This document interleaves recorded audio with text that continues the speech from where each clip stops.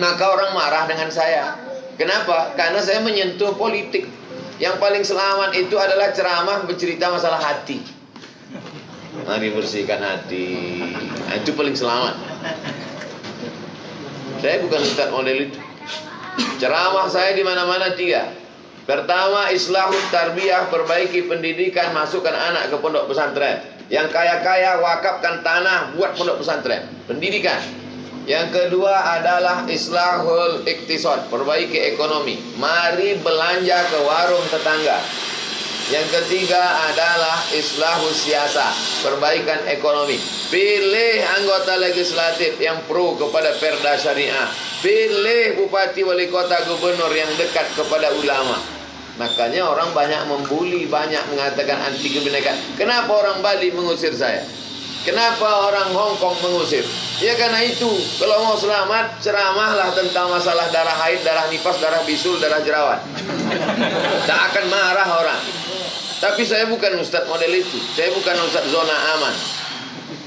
Ini memang selalu pada posisi tak aman. Nah, oleh sebab itu maka ini perlu hamba luruskan. Sekarang apa yang terjadi? Orang-orang yang punya duit banyak, pengusaha-pengusaha mafia-mafia hitam membiayai orang yang jahat, duduk, disebarkan duit, lalu kemudian partai-partai dibayar, masyarakat disogok dengan duit yang unlimited karena mereka punya dua. Setelah orang itu duduk, lalu kemudian setelah duduk dieksploitasi alam, nikel, batu bara, kebun kelapa sawit. Umat Islam hanya jadi penonton. Orang sudah punya formula itu. Kita kalau tidak punya formula, kita akan habis di gerus zaman. Maka ambo nak memperdulikan. Kalau ada orang sesama Islam membuli ambo, mengejek ambo, ambo tidak akan balas. Sebab apa? Inyo tidak pernah ada di kepala ambo.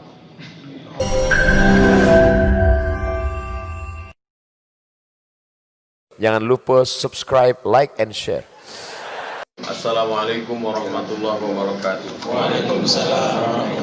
Alhamdulillah wassalatu wassalamu ala Rasulillah. Yang saya hormati Ketua GNPF Sumatera Barat, Ketua GNPF beserta seluruh pengurus dan anggota Bukit Tinggi, semua yang hadir di majelis ini, insya Allah karena majelis ini majelis ilmu, semuanya diangkat Allah derajatnya. Dalilnya yarfa'illahu alladhina amanu minkum walladhina utul ilma darajat. Titik temu kita ada pada satu titik. Dalilnya kuntum khaira ummah, kalian adalah umat yang paling baik, ukhrijat linnas, yang dikeluarkan Allah kepada manusia. Untuk apa? Ta'muruna bil ma'ruf wa tanhauna 'anil munkar. Adapun dari hadis Nabi, man ra'a minkum munkaran, siapa yang melihat kemungkaran, falyughayyirhu biyadihi, rubah dengan tangan. Fa illam yastati, kalau tak sanggup dengan tangan, fa bilisani, dengan lidah. Fa illam yastati, kalau tak sanggup dengan lidah, fa biqalbihi, dengan hati. Tapi yang dengan hati ini dicela di ujung hadis. Wadzalika ad'aful iman. Itulah selemah-lemah iman. Artinya jangan pilih itu. Tapi kalau sudah mentok tak ada jalan lain, barulah pilih yang terakhir itu. Tapi tetaplah dia wadzalika ad'aful iman. Jadi kronologisnya lembaga-lembaga terutama GNPF bangkit dari kesadaran amar ma'ruf nahi mungkar. Di situ titik temu kita, amar ma'ruf nahi mungkar. Hanya saja amar ma'ruf nahi mungkar yang lebih hebat adalah amar ma'ruf nahi mungkar dengan kekuasaan. Amar ma'ruf nahi mungkar dengan ceramah, ini yang saya lakukan selama ini. Tapi ada yang lebih hebat lagi, amar ma'ruf nahi mungkar dengan kekuasaan. Berapa banyak buya-buya, habib-habib, alim ulama, tokoh masyarakat di Jakarta. Tapi yang menutup Alexis itu kan kekuasaan. Begitu hebatnya kekuasaan. Berapa banyak alim ulama, tokoh masyarakat yang hebat-hebat tak sanggup menutup prostitusi di beberapa kota di Indonesia. Tapi kalau sudah dengan kekuasaan, bupati, wali kota, gubernur yang dengan kekuasaan tanda tangannya, perda, pergub, perbu, perwako. Oleh sebab itu maka Ulama mesti berpikir bagaimana amar ma'ruf nahi mungkar dengan kekuasaan. Yang paling ekstrim adalah dia mencalonkan diri untuk duduk di kekuasaan itu. Ulama itu duduk di situ. Tapi kalau dia tak sanggup, maka dia cari orang yang sanggup untuk duduk di situ. Jadi ini semuanya adalah dalam kerangka amar ma'ruf nahi mungkar. Dalilnya dibacakan oleh Ustaz Abdul Latif tadi. Alladzina immakkannahum fil ardi, kalau kami kasih mereka kekuasaan di muka bumi, aqamus shalah, mereka menegakkan salat. Kenapa tak disebut di situ haji? Kenapa tak disebut di situ puasa? Kenapa tak disebut zakat? Karena salat itu sudah cukup mewakili yang lain. Karena salat itu tiangnya, as-salatu imaduddin. Setelah mereka menegakkan syariat, baru kemudian aqamus shalah, lalu kemudian amaru bil ma'ruf. Mereka melaksanakan amar ma'ruf wa nahau anil munkar. Tapi coba kita tengok yang tiga ini. Tidak bisa melakukan aqamus shalah, tak bisa. Amaru bil ma'ruf, tak bisa. Nahau anil munkar, tak bisa. Kalau yang pertama tadi tidak. Apa yang pertama itu? Makkannahum fil ardi. Apa yang dimaksud dengan makkannahum fil ardi? Kata Imam Abul Fida Ismail Ibnu Katsir dalam tafsir Al-Qur'anil Azim, makna makkannahum fil ardi al-wali. Bukan wali. Kalau wali, wali Allah. Tapi pakai alif. Al-wali. Apa maksudnya? Orang yang punya kekuasaan. Itulah pentingnya punya kekuasaan. Oleh sebab itu, maka apa yang kita lakukan hari ini adalah mendudukkan orang yang kira-kira bisa melaksanakan amar ma'ruf nahi munkar untuk duduk di kekuasaan gubernur, bupati, wali kota, presiden, wakil presiden, DPR, DPRD, DPD. Kita wajib mendudukkan dia. Maka orang marah dengan saya. Kenapa? Karena saya menyentuh politik. Yang paling selamat itu adalah ceramah bercerita masalah hati. Mari bersihkan hati. Nah, itu paling selamat. Saya bukan ustaz model itu. Ceramah saya di mana-mana tiga. Pertama, islahut tarbiyah, perbaiki pendidikan, masukkan anak ke pondok pesantren. Yang kaya-kaya wakafkan tanah buat pondok pesantren. Pendidikan. Yang kedua adalah islahul iktisad, perbaiki ekonomi. Mari belanja ke warung tetangga. Yang ketiga adalah islahus siasa, perbaikan ekonomi. Pilih anggota legislatif yang pro kepada perda syariah. Pilih bupati, wali kota, gubernur yang dekat kepada ulama. Makanya orang banyak membuli, banyak mengatakan anti kebinekaan. Kenapa orang Bali mengusir saya? Kenapa orang Hong Kong mengusir? Ya karena itu, kalau mau selamat, ceramahlah tentang masalah darah haid, darah nifas, darah bisul, darah jerawat. Tak akan marah orang. Tapi saya bukan ustaz model itu. Saya bukan ustaz zona aman. Ini memang selalu pada posisi tak aman. Nah, oleh sebab itu maka ini perlu hamba luruskan. Jadi ketika dikatakan yang berbeda pendapat dengan ini adalah salah, maka fa in tanaza'tum fi syai'in, kalau kamu bersilang pendapat dalam satu masalah, farudduhu ila Allah, balikkan kepada Allah, tengok Al-Qur'an. Wa ila Rasul, lihat kepada Rasul, maksudnya hadis-hadis Nabi Muhammad sallallahu alaihi wasallam. Tak paham kepada Quran, tak paham kepada sunnah, maka kita punya pewaris para nabi, al ulama warasatul anbiya. Dan ulama itu bukan hak surang. Ulama kok banyak. Yang jadi masalah ketika kita menyebut ambolah ulama, yang lain baru. Jadi masalah. Ulama kok banyak. Nah, ketika datang orang menjumpai Imam Malik bin Anas, wahai Imam Malik, kalau kitab Muwatta saja nan awak pakai, supaya tidak terjadi ikhtilaf, kitab Muwatta saja nan awak pakai. Kata Imam Malik, ndak. Manga, sebab sahabat Nabi sudah tersebar ke seluruh penjuru dan sahabat punya tabi'in. Imam selevel Malik bin Anas, gurunya Imam Syafi'i. Apa kata Imam Malik? Adraktu sab'ina min fuqaha'il Madinah. 70 sahabat, 70 ahli fikih Madinah baswo jombo. menulis kitab Muwatta ika. Aradtu kitabi hadza ala 70 min fuqaha'il Madinah. Amba tulis kitab Muwatta ika, amba presentasikan ke 70 ulama ahli fikih Madinah. Kulluhum wata'uni, semua mereka menyetujui ambo isi Muwatta ika. Fasammaituhu Muwatta'an, ku sebut kitab ko ika Muwatta, tapi tetap ndak mau menyebut dirinya ulama tunggal. Malik bin Anas. Kok Malik bin Anas? Bukan Malik yang menggali ayam di pasar. Mohon maaf Pak Malik ya. Malik bin Anas nak mau dijadikan ulama tunggal. Sebab apa? Sebab ulama tu banyak. Likulli ra'sin ra'yun. Setiap kepala ada ijtihad di situ. Ambo mengikuti ijtihad kuda ambo, senior ambo. Kau sadar kau senior ambo. Kau senior ambo di Kairo di Azhar. Kau senior ambo di Mesir nyojo dari Jambi. Iko senior ambo 96. Kau 9 ampe, kau 95, kau 96 senior ambo. Aku ambo awam ndak tahu apa bertanya dulu. Fas'alu ahla zikri, tanyalah orang yang tahu. In kuntum la ta'lamun, kalau tidak tahu. Kalau ambo salah, tegur ambo, ajak basuo. Ajak basuo fatabayanu, klarifikasi, duduk awak bersama, duduk iko. Bukan dengan cara balik kepada syariat Islam, ajaran Islam.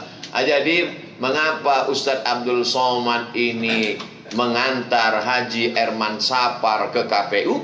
Karena menurut hasil ijtihad ambo, hasil ijtihad orang-orang senior di hati ambo, menurut mereka maka ini orang lebih memungkinkan untuk melaksanakan amar ma'ruf nahi mungkar. Jadi jangan dibayangkan partai bermusyawarah partai lalu mendudukkan seorang bernama si fulan, lalu setelah si fulan iko duduk atas dasar pilihan partai, datanglah si Abdul Somad membaca doa. Bukan baca doa.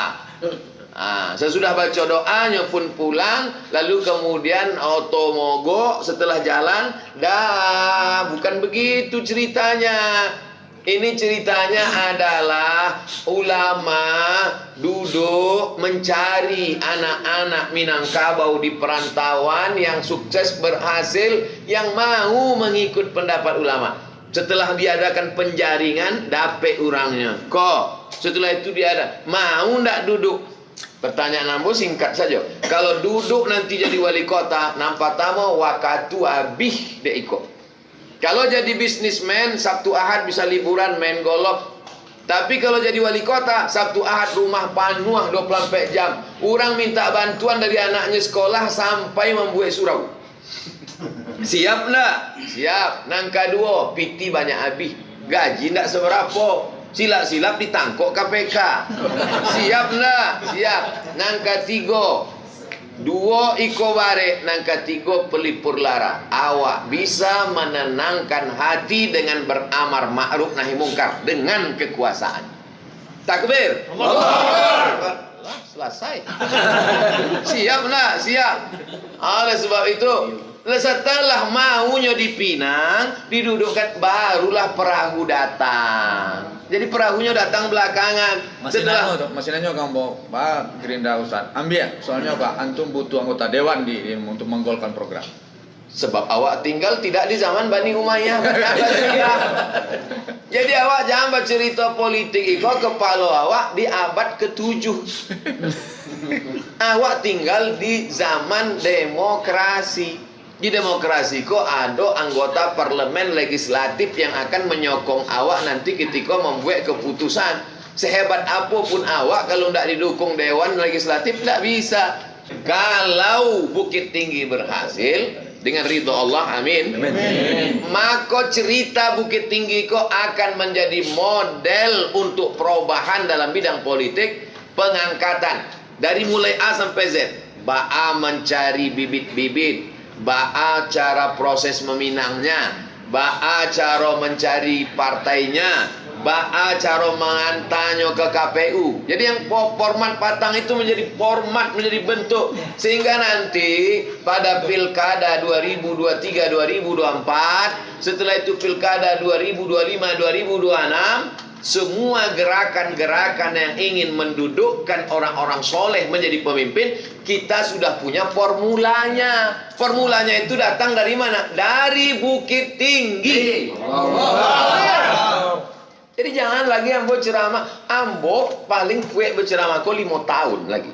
Sesudah itu nanti ditanya di orang, Buya, baawa cara membuat perubahan supaya lahir bupati, wali kota, gubernur. Ambo tinggal lagi buku, bukunya.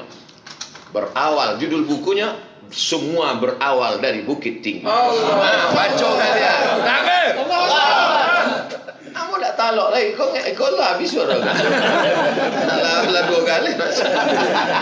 Awak kan sedang membuat format. Bagaimana prosesnya, bagaimana endingnya, bagaimana hasilnya. Karena itu orang semakin berpikir komunis bangkit, orang sekuler, orang liberal bangkit. Awak kalau tidak bangkit, awak kalau masih cerita lama, duduk di masjid, membahas masalah babi halal, jantungnya pindah. Orang lah ambil tanah awak, orang lah membuat diskotik, orang lah kristianisasi, orang dah memasangkan riba. Baca awak masih juga ikhtilaf leh. Menurut mazhab Syafi'i tidak bantu iko, menurut mazhab Maliki bercakap awak dalam masjid, keluar dari masjid awak lah habis energi. Nah, jadi Bukit Tinggi adalah sebuah model dalam bidang 3. Dalam bidang pendidikan, serahkan kepada buya-buya pondok pesantren formatnya. Model dalam bidang ekonomi, ada pula pakar-pakar ekonomi awak. Tapi model bagaimana berpolitik di zaman demokrasi, real, nyata, fakta, bukan mengawang-awang. Islam ini adalah metode dari langit yang diturunkan ke bumi. Awak bahasakan dengan bahasa orang bumi. Jangan turun ke bumi dengan bahasa langit. Orang tidak paham. Sedang membumikan teori langit. Ini yang sedang dilakukan di Bukit Tinggi ini sekarang. Tapi apa yang ambo kecek kan kok mudah dipahami kan? Berarti ambo berbahasa dengan bahasa bumi. Adapun Abdul Somad datang ke Pekanbarunya mendapat apa nana. Kalau duduk iko jadi wali kota, apakah inyo dapat proyek apa? Pengaspalan jalan kan? Atau ada salah satu bukit ko yang akan dibawa? Tidak ada apa-apa. Ambo cuma kalau iko sukses berhasil, ambo ringan tugas ambo kama-kama, ambo ringan. Pai ambo ke Aceh, pai ambo ke Medan, pai ambo ke Sulawesi, ambo bawa buku itu bagaimana mendudukkan orang baik di tempat yang baik sehingga menjadi pemimpin yang baik, kebaikannya menjadi rahmatan lil Bukit Tinggi. Kalau di Bukit Tinggi, kalau provinsi, rahmatan lil provinsi. Sekarang apa yang terjadi? Orang-orang yang punya duit banyak, pengusaha-pengusaha mafia-mafia hitam membiayai orang yang jahat, duduk, disebarkan duit, lalu kemudian partai-partai dibayar, masyarakat disogok dengan duit yang unlimited karena mereka punya dua. Setelah orang itu duduk, lalu kemudian setelah duduk dieksploitasi alam, nikel, batu bara, kebun kelapa sawit, umat Islam hanya jadi penonton. Orang sudah punya formula itu. Kita kalau tidak punya formula, kita akan habis di gerus zaman. Maka ambo nak memperdulikan kalau ada orang sesama Islam membuli ambo, mengejek ambo, ambo tidak akan balas. Sebab apa? Inyo tidak pernah ada di kepala ambo. Kalau ada orang Islam, ustadz mengejek ambo, membuli ambo tidak pernah balas. Karena mereka saudara ambo. Yang ada dalam kepala ambo adalah sekuler, liberal, kafir, munafik, musyrik. Itu musuh ambo. Hidup ini yang paling mengerikan adalah ketika kita salah menempatkan musuh dan habis energi awak untuk itu. Setan sudah berhasil. Sampai hari ini alhamdulillah setan belum berhasil. Ambo biasanya jarang berapi-api kan. Di GN mungkin semangat GNPF. Pakat Imam Ampek Mazhab Hanafi, Maliki, Syafi'i, Hambali. Imam mazhab 7 ampe. Imam yang kelima itu Imam Samudra sama Imam S. Arifin. Jadi menghantar ke KPU itu sadu ustadz berkumpul. Dari ustadz nambah janggut sampai tidak berjanggut. Dari nambah sorban sampai pakai peci. Dari awal zaman sampai ustadz akhir zaman. Itu sepanjang umur ambo, seumur hidup ambo, baru itulah mengantar calon sampai ampe ustadz berkumpul, ustadz nasional. Ustadz internasional bro, ustadz yang sampai ke Rohingya berikol, sampai ke perbatasan Turki, Suriah, nah itu. Jadi sebenarnya ini adalah sebuah model contoh, sehingga nanti ke depan daerah kabupaten kota lain bisa menjadi meniru format ini. Oh, cara mengantarnya ke KPU supaya nampak syiarnya bentuk iko. Kemudian 90 hari itu cara-caranya itu. Jadi maka oleh sebab itu ambo minta sejarah iko Ustadz Jel dari awal sampai akhir itu ada yang menulis rentetan iko, dari mulai menjaringnya, meminangnya, mencari partainya, melibatkan orang-orang pentingnya, nenek mama alim ulama cerdik pandainya, itu mesti ada. Dan awak pun ada bersyarat. Kalau tidak bersyarat, tidak ada teken kontrak untuk umat, awak tidak mau mengasih dukungan. Ambo bukan, ambo memang nampaknya galak-galak aja. Ambo dituduh orang ustadz lucu-lucu. Ambo sedang lucu-lucu aja orang camek ambo. Kalau ambo serius. Ambo dia aja orang. Sama itu kan ustadz lucu-lucu. Ambo melucu aja orang takut ambo. Apalagi kalau ambo serius. Gue balik syarat. Kabupaten kota, kalau kalian punya calon bupati, wali kota, gubernur, jangan datang ke Pekanbaru. Tidak akan kalian dapet ambo kalau cuma untuk foto-foto.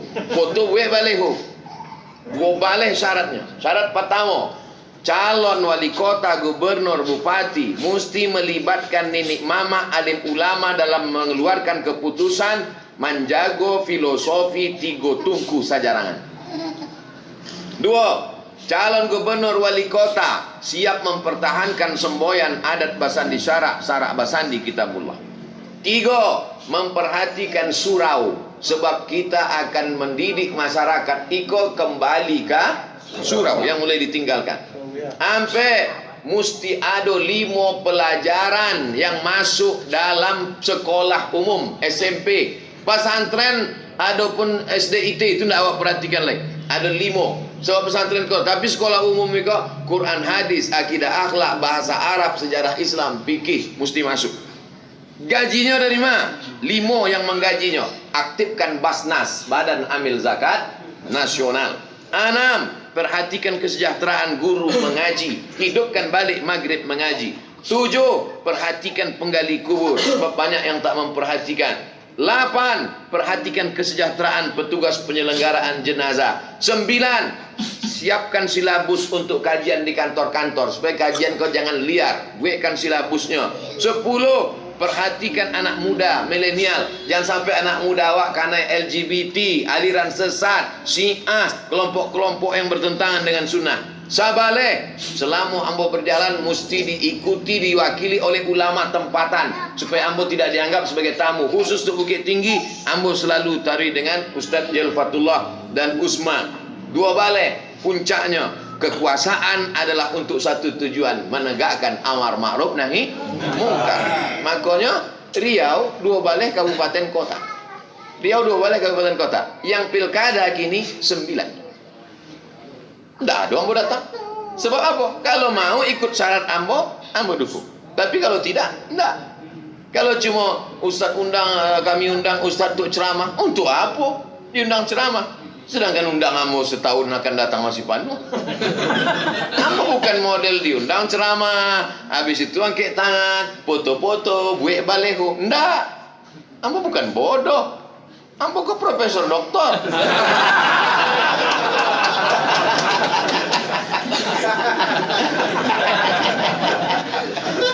Begitu ya, wallahu a'lam bishawab.